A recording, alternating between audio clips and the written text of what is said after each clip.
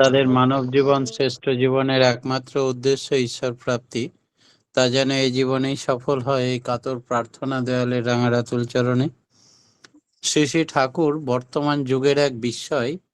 তিনি ঘোর কলিতে এসে নাম ধ্যানের মাধ্যমে কি করে মানুষের সব প্রাপ্তি হয়, ঈশ্বর প্রাপ্তি হয়, মুক্তি হয়, তার কথা তিনি বর্ণনা করতে গিয়ে একদিন সুরেন্দা জিজ্ঞেস করছেন ঠাকুরকে যে নাম ধ্যান করতে গিয়ে অনেক অজানা তথ্য ভেসে ওঠে, অনেক আশ্চর্য কিম্ভূত কিমাকার দৃশ্য দর্শন হয়। শুনেছি আপনি যখন প্রচণ্ড নাম ধ্যান করেন তখন আকাশ পৃথিবী জুড়ে আলো নাকি বার হতো আপনার শরীর থেকে। সেটা কিরকম, সেই ঘটনা যদি একটু বলেন। শ্রী ঠাকুর বললেন, কত রকম যে হতো ঠিক পেতাম না, কেন হতো তাও বলতে পারবো না, তবে নাম ধ্যান করলে যে অনেক কিছু দর্শন হয় সেটা আমি বলতে পারি। হরিদাসী বলে একটা মেয়ে ছিল, ওর একটা কুবুদ্ধি ছিল। একদিন সে ঠাকুরকে ঠেসে ধরল, সবাইকে ঠাকুর চিৎকার করে ডাকলেন, ও পদ্মার ধারে যে ধ্যানে বসলো। আর একদিন পর্দার ধারে একটা জায়গায় ঠাকুর বসে নাম করছেন, ও সেখানে গেল ওই হরিদাসী। তখন ঠাকুর একটু দূরে সরে গেলেন, গান করছেন আর নাম করছেন। হঠাৎ আকাশ থেকে ফেটে যেন গোলাপি ধরনের একটা আলো তেজ বেরিয়ে এলো। চারিদিকে এত আলো হয়ে গেল যেন 10 থেকে 12 মিনিট সেই আলো স্থায়ী হলো। একটা ছুঁচ পর্যন্ত পড়ে থাকলে তা দেখা যাচ্ছে, এত উজ্জ্বল আলো। হরিদাসী তো এইসব দেখে ভয়ে জড়সড় হয়ে আর ঠাকুরের কাছ থেকে একেবারে দৌড়ে পালিয়ে গেল। আর একবার হয়েছিল বিরাজদার বাড়িতে। ঠাকুর অল্প অসুস্থ হয়ে গেছেন, অন্ধকার রাত্রিতে প্রস্রাব করবার উদ্দেশ্যে বাড়ির বাইরে বেরিয়েছেন। হঠাৎ দিনের মতো আলো, সাদা আলো হয়ে ছটা দিচ্ছে, এত আলো যে সবাই দেখলো একেবারে দিনের মতো হয়ে গেছে ওই গভীর রাত্রে অন্ধকারটা। মাসিমা, সরোজিনী মা, এরা সবাই ছিলেন, আর সকলেই হতাবাক। বেনুদা জিজ্ঞেস করছেন ঠাকুরকে একদিন, ঠাকুর, নাম ধ্যান করলে আমরা কিভাবে এগোতে পারবো? শ্রী ঠাকুর বললেন, নাম ধ্যান রীতিমতো ঠেসে করো, এক মুহূর্ত বাদ দেবে না, দ্রুত গতিতে করো, জলদিবাজিতে করো। এর ভিতর দিয়ে আত্মিক শক্তি জেগে উঠবে, কাজে এনার্জি পাবে, ইন্সপায়ার্ড হবে, ওতেই সমস্ত কাজ খোলসা হয়ে যাবে, কোনো কাজ আটকাবে না। কথা বলবে আর উদ্দীপনার সঙ্গে আগুন জ্বালিয়ে রাখবে, নামের আগুন। আর ম্যাগনেটিক পোল, চৌম্বকত্ব শক্তি বেড়ে যাবে, মানুষকে আকর্ষণ করার ক্ষমতা বেড়ে যাবে। যে মানুষকে যাই বলবে তাই হবে, যাজন করবে। সব করা তোমার আদর্শে সার্থক হয়ে উঠুক। যেখানে তোমার স্বার্থ শুধুমাত্র আদর্শের স্বার্থ প্রতিষ্ঠা করাই তোমার একমাত্র স্বার্থ হয়ে উঠুক, তবেই তুমি সাকসেসফুল হবে। শিবাজি যা কিছু করেছে ওই রামদাসের জন্য, তোমরাও সেই রকম কর্মী সংগ্রহ করবে, তারাও যেন তোমাদের ভাবে অনুপ্রাণিত হয়। ফাঁকিবাজি দিলে কিছু হবে না, কিন্তু তা দিয়ে যত বড় সৌধই তুমি রচনা করো না কেন, টিকবে না।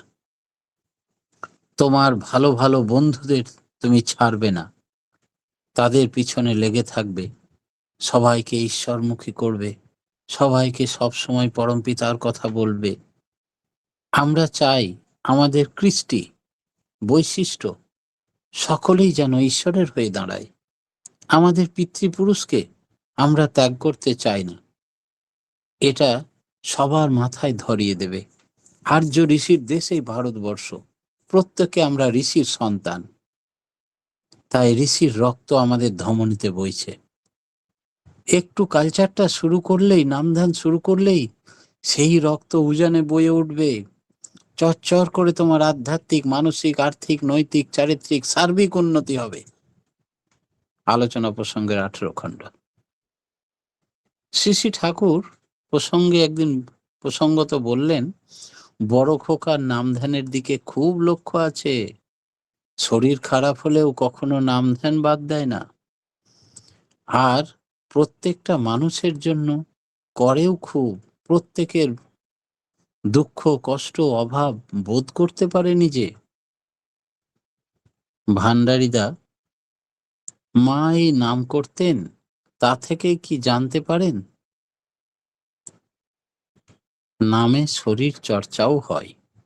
শ্রী ঠাকুর বললেন, যারা খুব মোটা, খুব রোগা, বিভিন্ন রোগ শোক, দুঃখ, দুর্দশা, অভাব, অনটন ঘিরে ধরেছে, ওই নাম বাদ দিয়ে গ্রহ বিপাকে ধরেছে তাকে। যদি সে খুব ফুর্তির সঙ্গে নাম করতে থাকে দ্রুত গতিতে, সে মোটাপনাও কমে যাবে, আর সমস্ত রোগ শোক, দুঃখ, দুর্দশা, অভাব, অনটন পালাবার পথ পাবে না। গ্রহ বিপাক থেকে মুক্তি লাভ করবে, ঈশ্বরের সান্নিধ্যে পৌঁছাবে। তাই নাম ধ্যান কত জরুরি দেখো। শ্রী ঠাকুর বলছেন, সাধনাকালীন অবস্থায় কথা বর্ণনা করতে গিয়ে শ্রী ঠাকুর বললেন, সাধনার সময় এমন একটা অবস্থা আসে যে ভয়ঙ্কর অবস্থা। অত্যন্ত নাম করতে করতে শরীর যেন ইলেকট্রিক চার্জের মতো হয়ে যায়। যাকে ছুবে সেও চমকে উঠবে, তার সমস্ত রোগ শোক এক ফুৎকারিতে উড়ে পালায়। মানুষ তো দূরের কথা, যে কোনো জীবজন্তু, পশু পাখিকে পর্যন্ত তাকিয়ে নাম করলে তার রোগ শোক সেরে যায়। গাছকে হাত দিলে গাছ চমকে ওঠে ঝাঁকুনি দিয়ে। নামে ইলেকট্রিক কারেন্টের মতো। নামে অনুভূতি না আসার দরুন দুঃখ আসে। যারা নাম করে না, 2 মিনিট 5 মিনিট নামে বসেই 50 বার জয় গুরু করে, আর পারছে না। আসলে অভ্যাসের অভাব। নামে অনুভূতি না আসার দরুন তার দুঃখ কষ্ট সব তাকে চেপে ধরেছে। আর নামে যারা মজা পেয়ে গেছে, নামের রস যারা আস্বাদন করে, তাদের মনে হয় নাম কি করে 8 ঘন্টা পেরিয়ে গেল ফুরুত করে। আরো যদি 1 ঘন্টা নাম করা হতো তাহলে নামের রসে অবগাহন করতাম।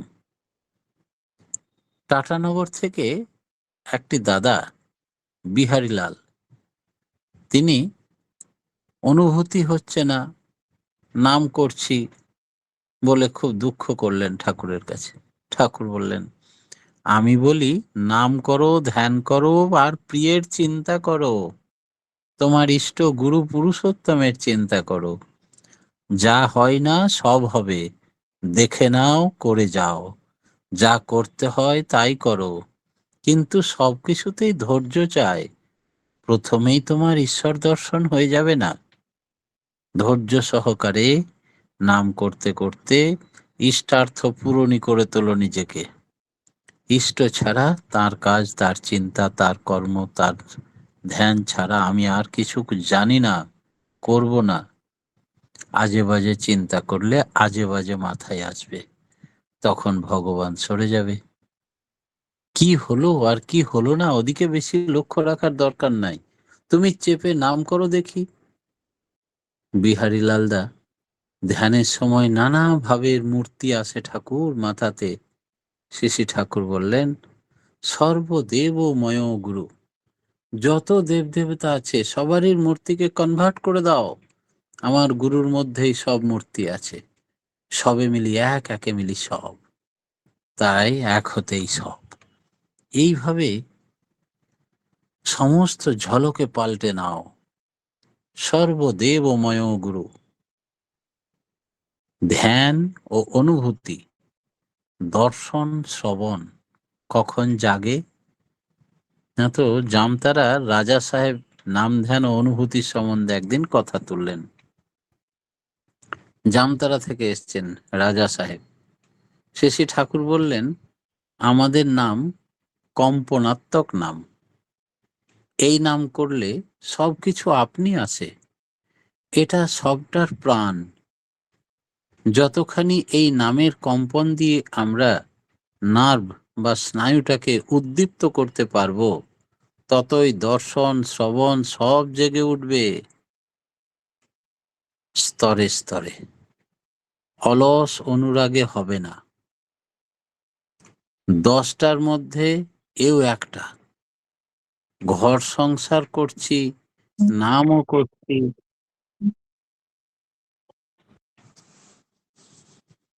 ঘর সংসার করছি, নামও করছি, আবার ঠাকুরও আছেন, কিন্তু আমার জীবনের মুখ্য হয়ে ওঠেননি তিনি। তাতে কিন্তু তাকে পাওয়া যাবে না। তীব্র একনিষ্ঠ অনুরাগ চাই। অ্যাক্টিভিটি কনসেন্ট্রিক, অর্থাৎ সক্রিয় সুকেন্দ্রিক হওয়া চাই। তার কাজ, তার কর্ম, তার কথা। সৎসঙ্গ, সদালাপ আলোচনার জন্য তুমি সকলকে তুচ্ছ জ্ঞান করে এগিয়ে যাও। যখনই কোনো কথায় তুমি আটকে যাবে, তখন জানতে হবে ঠাকুরের থেকে তারা প্রিয় হয়েছে। তাই ইষ্টের চেয়ে থাকলে আপন, ছিন্ন ভিন্ন তার জীবন। তাই তত্ত্ব মূর্ত হয়ে যায়, হয় যাতে, তাকেই কয় মূর্ত পুরুষ। সমস্ত তথ্য ত্যাগ করে শুধু তাতে অনুপ্রাণিত হও, তার প্রতি আকর্ষিত হও, তবেই তার দর্শন। তিনি তোমার সব সময় সঙ্গে থাকবেন, হাত ধরে নিয়ে যাবেন। তাকে বাদ দিয়ে আর কোনো তথ্যের প্রয়োজন হবে না পৃথিবীতে। নামের রস আস্বাদন, সেটা কিরকম? চারিদিকে গভীর নিস্তব্ধতা বিরাজ করছে একদিন। প্রকৃতির এই মূর্তি দেখে শ্রী ঠাকুরের মনও যেন গভীর ভাবাবেগে মগ্ন হয়ে উঠল। তিনি প্রস্রাব করে ঘরে গিয়ে তন্ময় হয়ে কি যেন ভাবছেন। হঠাৎ বললেন, দেখেন, যে জিনিস আপনারা পেয়েছেন ভালো করে অনুশীলন করুন। এ বড় সাচ্চা মাল। করলে হাতে হাতে ফল। অবশ্য ফলের লোভে কিছু করতে যাবেন না। নাম ধ্যান নেশার মতো চালিয়ে যান। একটা দিনও যেন বাদ না যায়, একটা মুহূর্ত যেন বাদ দেবেন না। দুবেলা নিয়মিত বসা চাই, নিয়মিত করাই চাই। এ খুব জরুরি। ভালো লাগুক আর না লাগুক, করতে করতে রস জমে ওঠে। কত রকম যে দর্শন হবে, তখন আর ছাড়তে পারবেন না, ভুলতে পারবেন না। নিজের মতো করে অনুভব না করলে মানুষের প্রত্যয় পাকা হয় না। নাম যত করবেন, কাজকর্ম তত ভালো হবে। শ্লথ গতিতে এগিয়ে যাবে। যা অসম্ভব তা সম্ভব হবে। উৎসাহ, উদ্দীপনা ও শক্তির অভাব বোধ করবেন না। অনেকে আছে, নাম করতে করতে বুঁদ হয়ে পড়ে, কোনো কাজকর্ম মন দিতে চায় না। সেটা কিন্তু ভালো না। নাম ধ্যান করবেন স্ফূর্তিতে। ভেতরে এনার্জি, আর্জ, অ্যাক্টিভিটি অনেক গুণ বেড়ে যাবে। ওতে কিছুদিন পর মানুষ ওই বুঁদ হয়ে থাকলে নিথর হয়ে যাবেন তো। নাম ধ্যান, অনুভূতি ইত্যাদি ব্যাপারেও অগ্রগতি থেমে যাবে। তাই চড়াতে গিয়ে ঠেকে গেলে হবে না। নাম ধ্যান সকল কাজের পার। নাম ধ্যান কাজকর্ম দ্বারা নিত্য নিয়মিত হয়ে যায়। তাদের আত্মনিয়ন্ত্রণের পথে সুবিধা হয়। সংঘাতের ভিতর না পড়লে, নিজের দোষ দুর্বলতা ধরা না পড়লে, কর্মক্ষেত্রে বাস্তবে সেগুলি সংশোধন করা ছাড়া মনে মনে সংশোধন করলে হবে না। তাই যজন যাজন ইষ্টভৃতি এগুলো সমান তালে তো করতেই হবে। তাছাড়া আমাদের যাকে যখন যা করতে বলি তা কাঁটায় কাঁটায় করতে হবে। ইষ্ট নির্দেশ মূর্ত করায় তপ। তাই এই কথার পিছনে অনেক কিছু উদ্দেশ্য থাকে। যখন যাকে যা বলি, তখন তা যদি না করেন, তাহলে বড় অসুবিধার কারণ হয়ে যায়। কিন্তু ঠিক ঠিক মতো করলে অনেক বিপর্যয়ের হাত থেকে বেঁচে যায় মানুষ। শুধু তাই নয়, বিপর্যয়ের হাত থেকে বাঁচা নয়, তার বিবর্ধনের পথও রুখে যায়। তাই আমরা প্রত্যেকটা মানুষ চাই বিইং অ্যান্ড বিকামিং, বাঁচা বাড়া। তাই এই বাড়ার পথ খুলে যায়। তার এক একজন আমরা কি দিকপাল হয়ে উঠতে পারি তা আমাদের জানা নেই। নামে হার্ট সতেজ থাকে, তাই হার্টবিট সতেজ থাকে, হার্টের স্পন্দন সতেজ থাকে, এবং নাম করলে তার হার্টবিট যৌগিক প্রক্রিয়া চলতে থাকে। শ্রী শ্রী ঠাকুর সবটার মধ্যে একটা ঝুঁকি আছে। তুমি যে নাম ধ্যান ইত্যাদি করো, এইভাবে করলে সবাই সহজভাবে বৈজ্ঞানিকভাবে সব দেখা যায় কেমন করে নাম ধ্যান হচ্ছে, হার্টবিট তাতে কি করে সুস্থ স্বস্থ থাকে। কেষ্টদা বলছেন, আপনি যে সব সরাসরি বৈজ্ঞানিকভাবে পর্যবেক্ষণ করতেন সেটা কিরকম? শ্রী ঠাকুর বললেন, তটস্থ হয়ে তাতে ডুবে না গিয়ে সেটাকে অতিক্রম করে চেতন আগ্রহ নিয়ে পর্যবেক্ষণ করে লক্ষ্য করতাম গাছটার ভিতর কি আছে, কেমন ভাবে তার সেলগুলো অ্যাডজাস্ট বা সমাবেশ কেমনতর, এমনতর ভাবে কাজ করো, এবং এমন সবটাই যেন তার মেকানিজমটাকে জানতে হবে। নাম ধ্যান করলে প্রত্যেকটা প্রাণীর, জীব জন্তু, প্রকৃতি সকলের মধ্যেই যেন নাম ছড়িয়ে রয়েছে, তার আসল কারণ ও রূটটা তখন জানতে ইচ্ছা করে আর জানতে পারা যায়। যারা ধার্মিক, যারা নাম ধ্যান করে, তারা প্রত্যেকটা বিষয়ের কারণকে জানতে পারে, আর এই জানাই প্রকৃত জ্ঞান। অনুরাগ ভরে নাম করতে হবে, তাহলেই তার আর কোনো অজানা বলে কিছু থাকে না। আলোর তরঙ্গ দেখে কেষ্টদাকে ঠাকুর খালি চোখে বলে দিয়েছিলেন আলোর গতিবেগ। এই করেই আলোর গতিবেগ ও তরঙ্গের গতি লিখতে লিখতে তিনি পিএইচডি করিয়েছিলেন নিজের কাছে বসিয়ে। তে সবই সম্ভব ওই নাম ধ্যানের জন্য। নাম ধ্যান শব্দ শ্রুতি। হরিনন্দন দা একদিন বলছেন, নাম ধ্যান করি কিন্তু শব্দ পাই না তো, এর কারণ কি? শ্রী ঠাকুর বললেন, ওটা আসে প্রবল আগ্রহ থেকে। আগ্রহ মানে একাগ্রতা। নাম কম্পন সৃষ্টি করে, স্নায়ুর ভেতর তরঙ্গ তোলে, তাতে মস্তিষ্কের কোষগুলো এক একটা দহন তাপের সৃষ্টি হয়, ওতে কানের ভিতর সুপ্ত শব্দ সেগুলি জেগে ওঠে। আসল কথা যোগ, টান ইষ্টের প্রতি। অনুভূতির কামনায় নাম করলে সেটা অনুভূতির অন্তরায় হয়ে ওঠে। আগেই শব্দ শুনবো করলে আর নাম ধ্যানে মতি থাকে না, শব্দের দিকেই তখন মতি থাকে।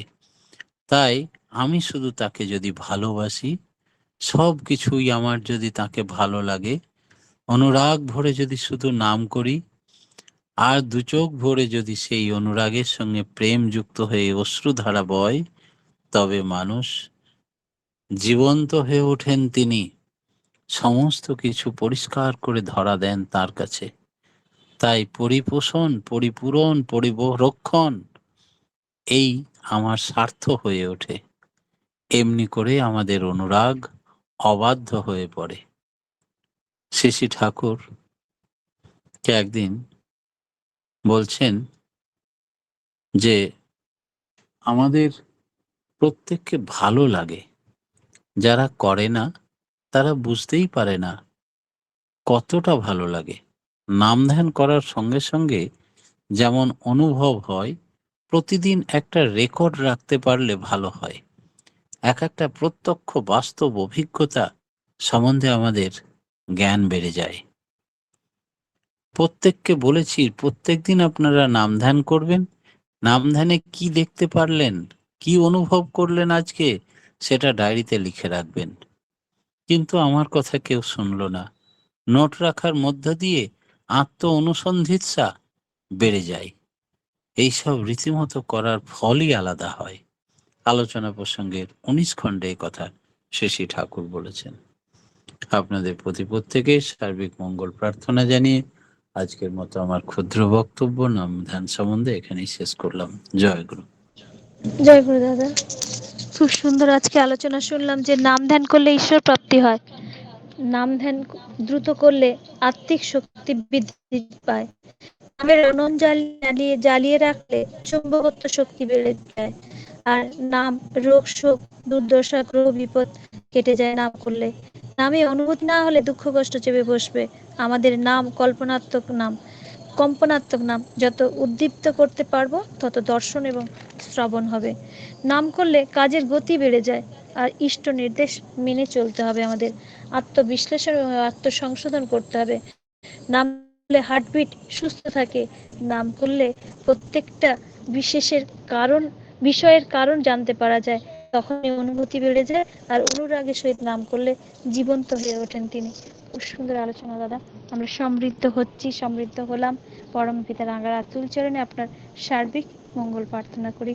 আপনার নীরব দীর্ঘ ইষ্টচ্ছল জীবন কামনা করি আমরা দয়ালের রাঙার আতুল চরণে। আপনারা পরিবার পারিপার্শ্বিক সবাইকে নিয়ে সুখে শান্তিতে আনন্দে ভরপুর হয়ে থাকুন, এই প্রার্থনা করি আমরা সবাই দয়ালের রাঙার আতুল চরণে। জয় গুরু দাদা, ভালো থাকুন, সুস্থ থাকুন। জয় গুরু। এখন ভক্তিগীতি পরিবেশন করবেন মীনা সিংহ মা। জয় গুরু মা। মীনা সিংহ মা জয় গুরু। জয় নাছিল মা। কে জয় দিদি? গুরু। আমি মীনা জয় গুরু। না, মীরা না, মীনা সিংহ, শিলিগুড়ি থেকে।